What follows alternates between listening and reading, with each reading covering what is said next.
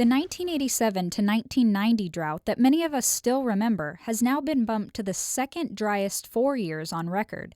The 1948 to 1951 drought still remains the driest 5 years on record in Santa Barbara, making it the drought of record and the basis for the city's water supply planning efforts over the years. That is until today. The drought we are currently in is now the driest 4 years on record, 20% drier than the drought of 1987 to 1990. Fortunately, the city's water supply is made up of diverse sources, which includes desalination.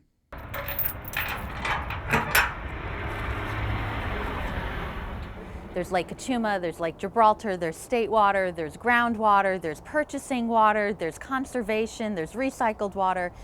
And yet, even with this exceptional drought, we're running out of all those options. And so desal has become the last option that we're looking at that we really need. If we don't have significant rainfall in the next 12 to 15 months, even with a 25% conservation by all of us, we would still need desal for 30% of our water supply by September 2016. So it's so important that we have this as one option. It's not the option, but to have that in the portfolio of all the different options we have is really helping us making sure that we can supply water for truly good health and safety reasons. Every drought, we continued, I believe, to improve our water supply planning, and it's all about diversity. That's how you are able to weather, lose a supply and you're completely in a pinch. We need to diversify. We recognized that during the last drought. That's why we went ahead and perfected our permits here to operate this desalination plant. We understand the vulnerable situation we live in as a community. And so to have this facility and bring it online provides the ultimate in water supply reliability. The Charles Meyer Desalination Facility was constructed in response to the drought of 1987 to 1990.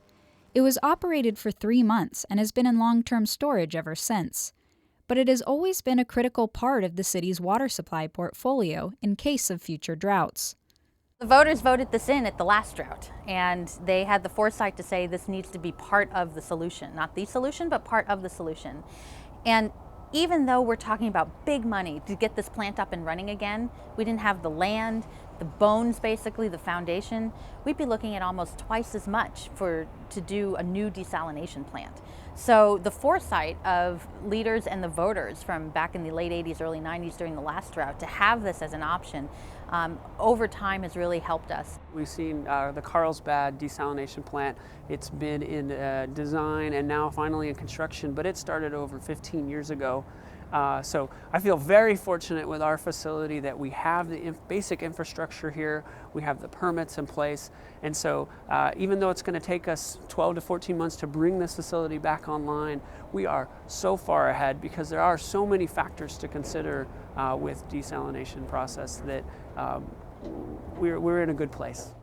Given that the plant has been in long-term storage mode for the past 22 years, a lot has changed in desalination technology.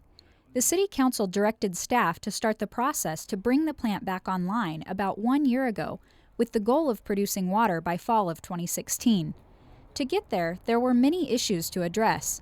First was how to fund the $40 million project and who to select to design and reactivate the facility. So we're hoping to wrap negotiations up in May, package it up, and take it to Council the first part of June. That's our goal right now. There's a lot of things that have to come together. We have to reach an agreement in the negotiations, and we need to make sure the loan that we have applied for and all the paperwork for that comes together. We're hearing very positive things from the state. They're wanting to make this loan happen. For the proposed drought water rates that includes the desalination plant, the city assumed a loan with 6% interest and a 10-year payback. If state funding is secured with a lower interest rate, the proposed city water rates will be reassessed to reflect the actual terms of the loan.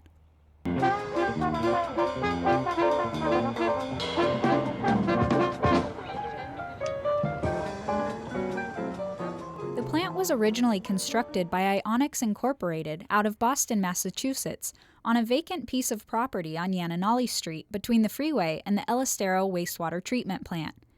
Touring the facility today, one can see the decades-old technology still evident.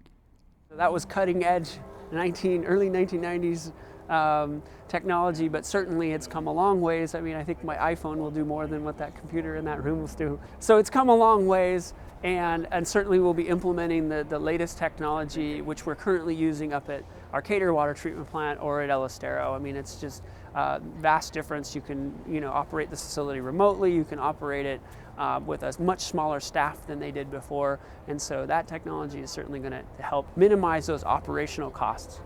In addition, one of the issues that the environmental community has expressed concern over is the ocean water intake and its impact on marine life, and the amount of energy it takes to remove the salt and make potable water.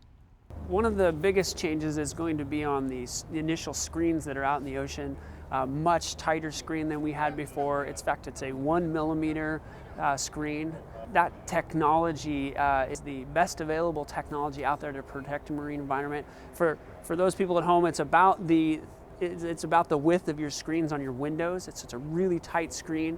It will prevent any significant marine life from getting pulled into the facility.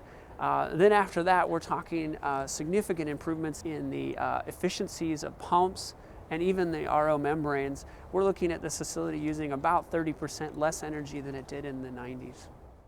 The desalination plant will initially supply 3,125 acre-feet of water to the community per year, about 30% of Santa Barbara's anticipated water demand during the drought. However, the facility is permitted up to 10,000 acre-feet per year and can increase the water output if the drought continues. Next spring, depending on how dry it is, there will be another decision point on whether we go from 3125 up to 75. So then we'll look at it and wait for the next spring, and if we continue to have a drought condition, we'll look again at the capacity and what we might need. Even though the last 4 years have been the driest we've seen, the city remains confident we will have sufficient water supplies for health and safety needs, as long as the community meets or exceeds the required conservation savings. Conservation is still important. It isn't as though we can stop conserving, and so I think it's important to be thinking, it is our plant. We're gonna keep this facility, this community from running out of water, but conservation is always going to be a big part of weathering any drought. There's just a part of our supply we cannot make up. I really hand it to our residents of Santa Barbara. They've really stepped up to the plate. In the last 6 months, we've reached a 23% conservation rate. With the new state regulations, we need now to get up to 25%. We'll be able to do that.